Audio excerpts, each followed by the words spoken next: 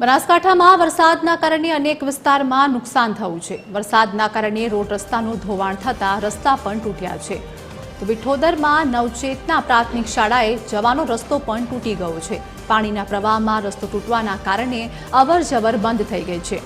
રસ્તો તૂટતા પશુપાલકો અને ખેડૂતો મુશ્કેલીમાં મુકાયા છે। તેમજ તાત્કાલિક ધોરણે રસ્તો શરૂ કરવામાં આવે તેવી માંગ સ્થાનિકો દ્વારા કરવામાં આવી છે।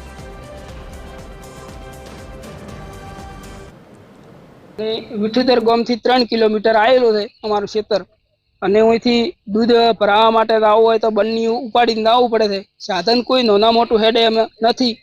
મોટું ટ્રેક્ટર કે કોઈ બાઇક કે કોઈ સાયકલ કે કોઈ ગાડી કોઈ પણ સાધન હેડે એમની રસ્તો તૂટી ગયો છે વરસાદના કારણથી।